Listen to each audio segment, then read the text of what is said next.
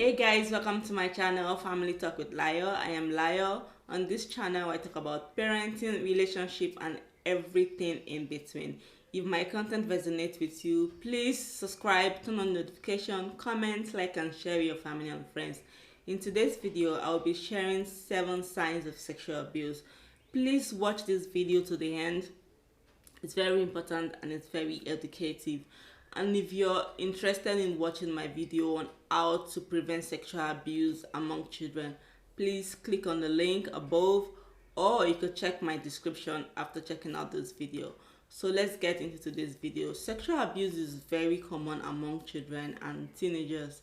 Unfortunately, your child will not come to you to tell you if somebody is abusing them sexually or if someone is molesting them, but they will definitely exhibit signs. And if you are aware of this red flag, it is very easy for you to put a stop to it before any further damage is done to your child and to your child's mental health too. So yeah, children, like I said earlier, children won't come to tell you if they are going through any abuse, because most times the abuser would have convinced your child that it's their special little secret, or they would have even told your child that no one would believe them. They might even threaten your child with bodily harm and with death. So children are often forced into silence. So but as parents, we have to be aware of all this. So the first thing you need to be aware of are the physical signs. If your child is suddenly having soreness in their genitals and anal areas, or your child suddenly start having sexually transmitted diseases like herpes, you should be aware something is happening. Children don't just start having sexually transmitted diseases. That means someone is doing something to them that is not meant to be done to them. If your child is suddenly having unexplained bleeding or bruises, like you're seeing blood in your child's underwear, on the bed sheet, on their clothes, something is happening. Your child suddenly starts walking awkwardly, not the way they don't walk on the usual, and you ask them and they tell you, oh, my vagina is hurting, my vagina is painful, please take your child to the nearest hospital. Have your child checked for physical signs of sexual abuse.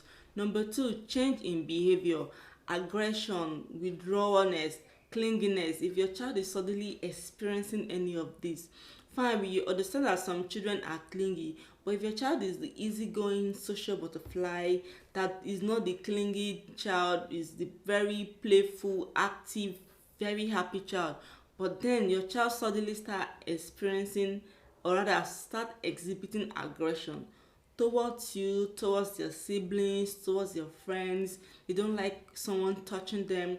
Whenever someone touches them, they are aggressive towards the person.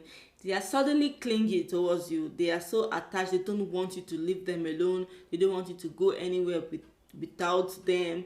They just want you to be with them. That means your child is feeling insecure. Your child is experiencing something that is making him or her uncomfortable. That is why they are being clingy. Or your very happy, easygoing child is suddenly very withdrawn. They don't talk, they don't play with other people anymore, they don't even like to watch TV, they just like to stay alone by themselves. They are so compliant in behavior that when you tell them to do something, they just do it. Or suddenly they want to be the miss perfect. They are trying to be very perfect. That is not a normal thing for a child. They should be aware. Your child is suddenly having night terrors and nightmares that they don't experience before. You should find out why. You should try and talk to your child.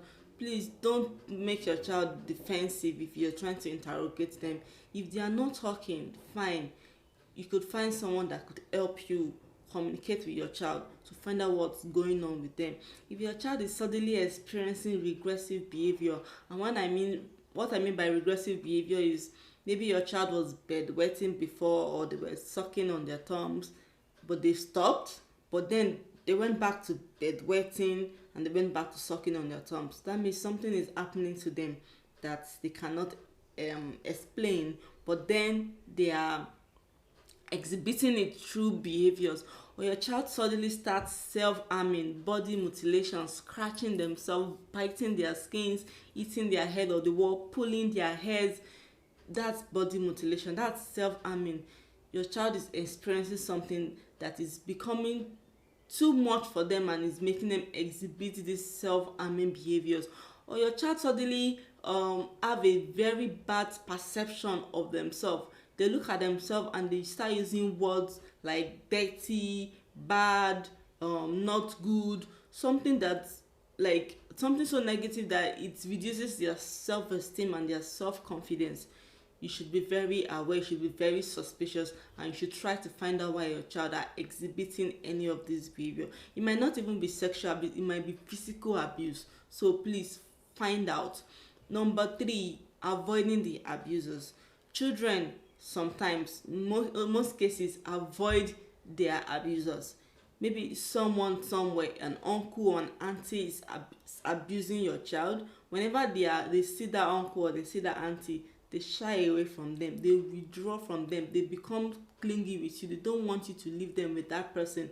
If your child is doing this to someone that they are very used to, someone that plays with them on the normal day, someone that they interact well with that person even when you're not there, and suddenly the person comes and your child is avoiding that person, please take that child away from that person. Find out why your child is avoiding that person.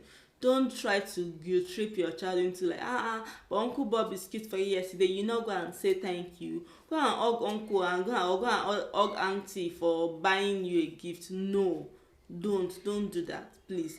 If you notice that your child is suddenly withdrawing from someone's presence, someone they are already used to, be very, very suspicious. Something is happening that your child cannot say, but they are dropping clues for you, and it is your duty to know these clues and know how to handle it. Number 4, sexually inappropriate behaviors. If your child is suddenly exhibiting sexually inappropriate behaviors, for example, maybe you're a parent like me that you don't allow your child to watch secular music, you don't allow your child to watch adult movies, or you're very, very cautious of whatever it is you say around your children, but then your children are having excessive sexual knowledge far beyond their age. Something is happening somewhere. Your children are using sexually explicit languages that even you yourself as an adult might, find it uncomfortable to use. You should be very careful. Your child is suddenly showing sexual inappropriate position that they are not even meant to be doing at that age. You should be very, very suspicious. That means someone somewhere is exposing your child to all these things. They might just be grooming them yet and they've not moved on to the penetration and everything. If your child is experiencing any of these things, look at those around you and keep that child very safe. Something is happening. Your child, your 4, 3, 5, 6 should not even be using sexually explicit languages and having excess sexual knowledge. So please be very, very careful. Be very, very observant. Number 5, health problems. Your school health child is suddenly complaining of headaches and stomach aches. You take them to the hospital, they can't find anything wrong with them, but then every time there's this increase in this unexplained health problem. It's usually stomach ache or headache, but it could be something else. That means whatever is happening to your child is psychological, it is not physical. Your child is experiencing a trauma and it's exhibiting in that form. You should be very, very careful and you don't take it for granted. And also, if you have a school head child and suddenly their academic performance is dropping drastically, their teacher is complaining to you that your child does not participate in school activities anymore, they don't play with their friends, they are withdrawn in school, you should take it very serious. Your child is going through something and you need to find out what is happening, what your child is going through. Changing habits. Of course, we have those fussy eaters, those children that there's no food you give them they won't eat. But if your child is that one that eats normally without any issue, but their eating habits suddenly changes, you should be very careful. There are a lot of things children going through sexual abuse exhibit, like anxiety, like depression. you should try to know much more about these signs of sexual abuse so that you could help your child, you could prevent your child from further damage. And please, if your child is avoiding someone, or if you're that parent that likes to be very free with other people and you want your child to be free with other people, please don't force your child into situations that they are not comfortable with. And if you're suspecting your child is being abused, please find someone, a trained person that could help you with sexual abuse. Take your child to the nearest hospital for physical checkup, have a psychological therapy for that child, because then they've gone through a lot and they need that help. And one thing that I will emphasize on is, if for any reason you're suspecting, it might not be true, but you're suspecting that something is happening to your child, avoid putting your child in a potentially unsafe environment. Why? For example, maybe you're that parent that likes to keep your child with your neighbor if you're going to market, or if you come back from, or because you work late, you tell the school bus to drop your child up with your neighbor or with your gate man, or you tell your child to stay behind in school with the gate man so you will pick them up after school. If you're one of those parents, or you even advise napep people or okada people to help you go and pick up your child from school, about stories, please stop it. You are putting your child in a very unsafe environment. You are exposing your child to the risk of being sexually abused. So please, let's put a stop to it. So I've come to the end of this video. Thank you for sticking with me up to this moment. And like I said earlier, if you're interested in knowing how to prevent sexual abuse in children, please click on the click on the end screen above to watch the video and also to learn from it. Comment on this video, like and share with your family and friends. And until next time, stay safe and stay healthy. Bye.